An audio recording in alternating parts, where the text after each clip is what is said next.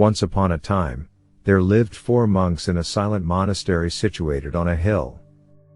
These monks, while doing all the rituals like offering flowers, lighting lamps, and lighting the incense, were mostly into meditation.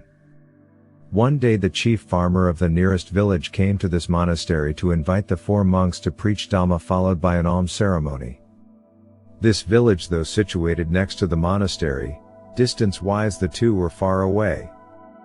So, the 4 monks left for the village to attend the sermon and alms 2 days before, as it was far and they had to walk. While they were walking, it started to rain heavily, and as they were tired as well, the 4 monks decided to rest for the night in an embalam, which was a rest house for travelers situated between the monastery and the village. Once the 4 reached there, sat and rested for a while. The time to practice meditation reached, and they decided to meditate in silence at the embalam, where they decided to stay that night. It turned dark too, and they lit a candle that was lying in the rest house called embalam.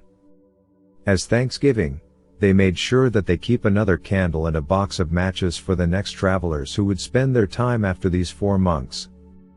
It got dark, and after they lit the candle, they thought of looking at the candle and meditating with deep silence.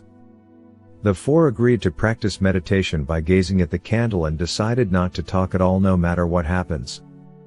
The sky turned dark, and the wind was blowing, causing the candle to be just about extinguished.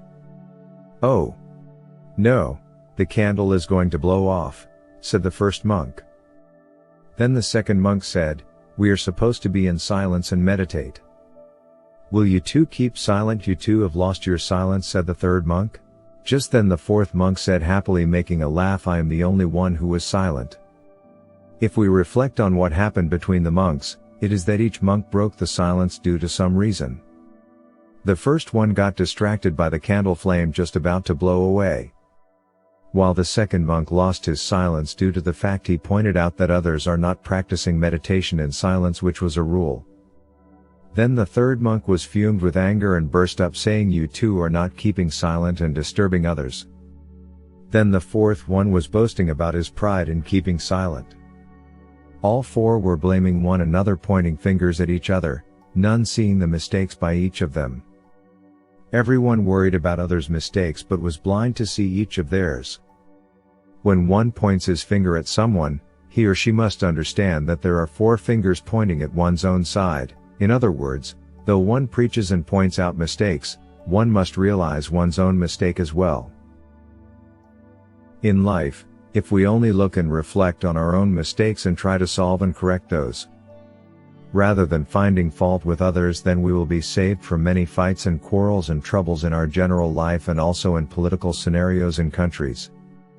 Never be too quick to judge others, because you are not a perfect person by yourself. Fighting for land and having greed in worldly affairs can build hatred and build enemies, while keeping silent and correcting one's mistakes rather than chasing goals. One can experience the power of silence that brings everlasting happiness in a person to experience the calmness of life beyond goals.